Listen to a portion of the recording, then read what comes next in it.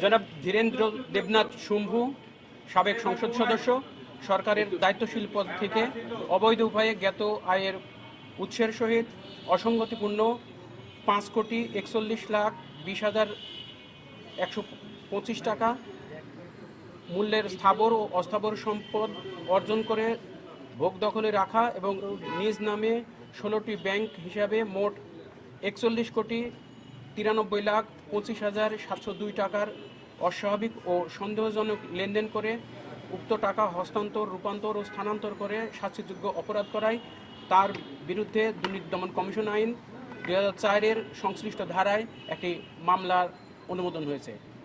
আজকে ইতিমধ্যে মামলা হয়ে গেছে। দ্বিতীয় মামলাটি জনাব ধীরেন্দ্র দেবনাথ শম্ভুর স্ত্রী মাধবী দেবনাথ এবং ধীরেন্দ্র দেবনাথ শম্ভু পারস্পরিক যোগসাজশে অসৎ উদ্দেশ্যে নিজ স্বার্থে আর্থিকভাবে লাভবান হওয়ার জন্য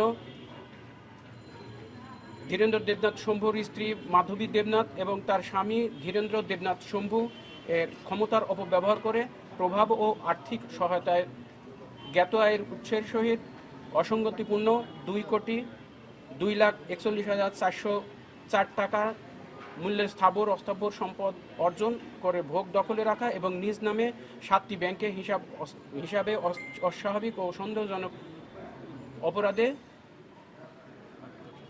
মোট 8,45,61,278 টাকার লেনদেন করে উক্ত টাকা স্থানান্তর, রূপান্তর ও হস্তান্তর করে শাস্তিযোগ্য অপরাধ করায় তাদের বিরুদ্ধে আর একটি মামলা রুজু হয়েছে।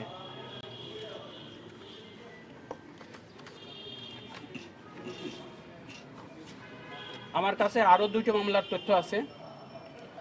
অভিযোগ সংশ্লিষ্ট উত্তরা ফাইন্যান্স অ্যান্ড ইনভেস্টমেন্ট লিমিটেডের ব্যবস্থা পরিচালক সহ সাবেক প্রতিমন্ত্রী, সাবেক সংসদ সদস্য ও সাবেক প্রতিমন্ত্রী, পল্লী উন্নয়ন ও সমবায় বিভাগের প্রতিমন্ত্রী জনাব আব্দুল ওদুদ দারা, উত্তরা ফাইন্যান্সের ব্যবস্থাপনা পরিচালক SM শামসুল আরিফিন এবং আব্দুল ওদুদ দারার স্ত্রী বেগম মনোয়ারা বেগম, পরিচালক বেঙ্গল গ্যাস লিমিটেড সহ মোট 8 জনের নামে Uttara finance and investment limited হতে মোট 2,70,00,000 টাকা স্থানান্তর করত উত্তোলনপূর্বক আত্মসাৎ করায় উক্ত 8 জনের বিরুদ্ধে আজ একটি মামলা দায়ের হয়েছে। মামলা নম্বর 91।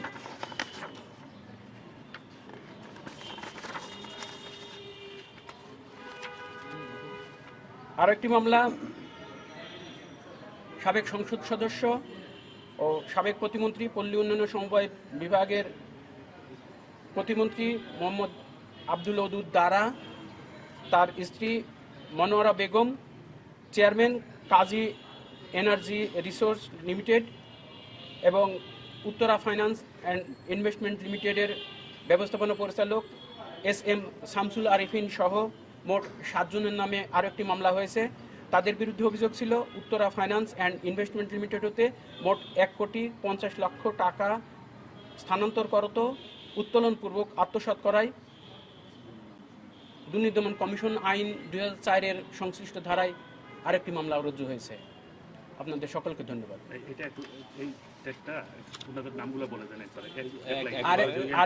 আরেকটু সংযুক্ত করা প্রয়োজন।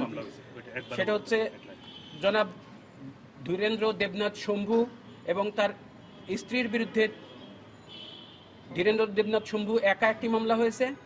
ধীরেন্দ্র দেবনাথ শম্ভুর স্ত্রী এবং তার সাথে সহযোগী হিসাবে জনাব ধীরেন্দ্র দেবনাথ শম্ভু মোট 2টি মামলা হয়েছে। এছাড়া ধীরেন্দ্র দেবনাথ শম্ভুর ছেলে জনাব সুনাম দেবনাথ, তার জনাব সুনাম দেবনাথের স্ত্রী কাশফিয়া তালুকদার, জনাব সুরেন্দ্র দেবনাথ শম্ভুর মেয়ে শুক্লাব দেবনাথ এবং আরেকটা মেয়ে মনীষা মুনমুন দেবনাথের বিরুদ্ধে অভিযোগ থাকায় তাদের বিরুদ্ধে সম্পদ বিবরণী আদেশ জারির সুপারিশ করা হয়েছে। ধন্যবাদ। আরেকটা বিষয় আজকে আপনারা সবাই জানেন, সূচনা ফাউন্ডেশনের অফিসে দুদকের এনফোর্স টিম অভিযান পরিচালনা করেছে। কাগজে কলমে সূচনা ফাউন্ডেশনের যে ঠিকানা দেওয়া ছিল সেই ঠিকানায় অভিযান চালিয়ে সূচনা ফাউন্ডেশনের কোনো ওই ঠিকানায় কোনো অস্তিত্ব পাওয়া যায়নি। ধন্যবাদ। সূচনা ফাউন্ডেশনের নামে কত টাকা আত্মসাৎ হয়েছে?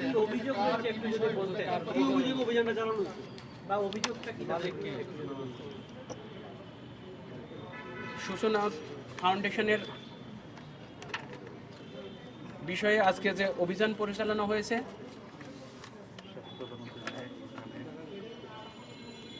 আপনারা জানেন সূচনা ফাউন্ডেশন সাবেক প্রধানমন্ত্রী সাইমা ওয়াজেদ পুতুলের নাম, ওই প্রধানমন্ত্রীর মেয়ের নাম ছিল ওই সূচনা ফাউন্ডেশনের বিষয়ে। এই বিষয়ে মূলত আজকে অনুসন্ধান পরিচালিত হয়েছে। অনুসন্ধান টিম গিয়েছে, অভিযান পরিচালনা করেছে। ওখানে গিয়ে সূচনা ফাউন্ডেশনের আসলে কোনো অস্তিত্ব পাওয়া যায় না। সাবেক প্রধানমন্ত্রী শেখ হাসিনার মেয়ে সাইমা ওয়াজেদ পুতুলের নামে দুদক যে অনুসন্ধান পরিচালনা করছে অর্থ আত্মসাতের অভিযোগে, সূচনা ফাউন্ডেশনের নাম এসেছে সেখানে।